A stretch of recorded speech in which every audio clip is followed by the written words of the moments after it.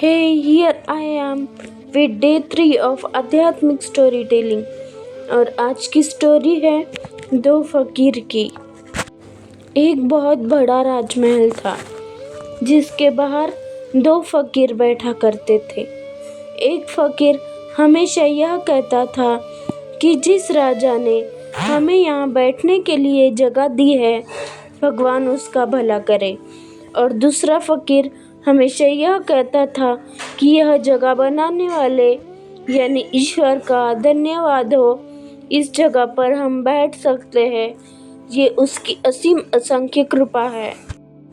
राजा जब नगर भ्रमण के लिए राजमहल से बाहर निकलता तो वो हमेशा उन दो फकीरों की बात सुनता था। पहला फकीर जो हमेशा राजा के गुण गाता था, उससे राजा बेहद ही खुश हुआ और उसने उस भिखारी को एक भेंट देने की सोची। एक दिन उसने एक मिट्टी के बड़े से पात्र में कुछ स्वर्ण मुद्राएं रखी और ऊपर से खीर डाल दी और अपने सैनिक को बुलाकर कहा कि बाहर जो फकीर बैठा हुआ है, तुम उसे यह खीर दे आओ।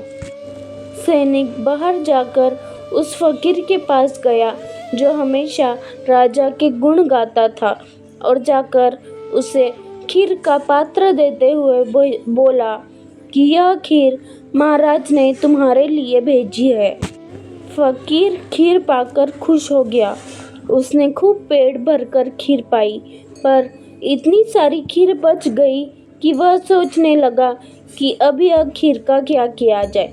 तो उसने सोचा, मेरे बाजू में जो दूसरा फकीर बैठा है उसे दे देता हूँ, व्यर्थ जाने से अच्छा किसी का पेट भर जाएगा।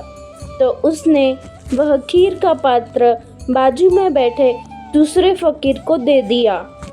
दूसरे फकीर ने भी खीर खाई और जब खीर खत्म हुई तो उस पात्र में से स्वर्ण मुद्राएं बाहर निकली। उस फकीर ने वह स्वर्ण मुद्राओं को देख फिर से ईश्वर का धन्यवाद किया और वहां से चला गया।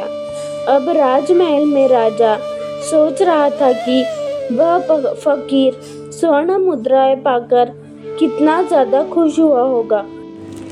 दूसरे दिन जब राजा नगर भ्रमण के लिए निकला तो उसने देखा कि जिस फकीर को उस राजा ने स्वर्ण मुद्राएं भेजी थी, वह अभी भी भिक्षा मांग रहा है और दूसरा फकीर वहां से कहीं और चला गया है।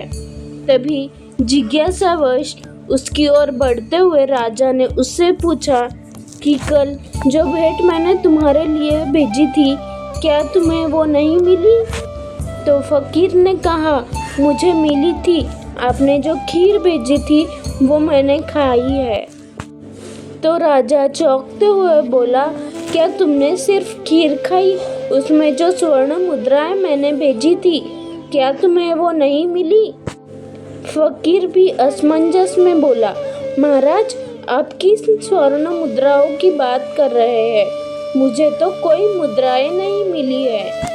तभी राजा ने उस फकीर से सारा वाकया बताया कि खीर के नीचे स्वर्ण मुद्राएं रखी हुई थी। तभी फकीर ने कहा कि मैंने तो सिर्फ खीर खाई और बची खीर बाजू में दूसरे फकीर को दे दी, तो शायद स्वर्ण मुद्रा उसी के पास चली गई हो। आज की यह स्टोरी हम यहाँ पर एंड करते हैं, पर ये कहानी सुनने के बाद क्या आप लोग इस कहानी का निष्कर्ष जान पाए हैं? अगर नहीं जान पाए तो कोई बात नहीं, चलिए मैं आपको समझाती हूँ इस कहानी का निष्कर्ष। ये कहानी के माध्यम से मैं आप लोगों को सिर्फ इतना समझाना चाहती हूँ कि आप लोगों की जो भी इच्छा है, आप जो भी मांगना चाहते हैं, सिर्फ और सिर्फ ऊपर वाले से, अपने इष्ट, अपने भगवान से मांगिए, क्योंकि ईश्वर के अलावा दुनिया में किसी भी जीव की इतनी कोई मिसाल नहीं कि वह हमें दे सके। जो भी है ईश्वर ने हमें दिया है और जो भी आगे मिलेगा वो भी उसी की कृपा से मिलेगा।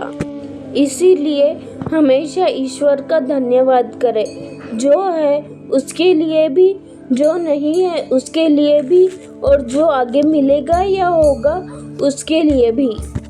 क्योंकि हमारी बुद्धि, हमारे नेत्र इतने सक्षम नहीं है कि हम हमारा भविष्य देख सके, पर वो ऊपर वाला सब कुछ जानता है। वो आज नहीं दे रहा तो हो सकता है वो कल हमें इससे भी कुछ ज़्यादा बहुत बड़ा दे।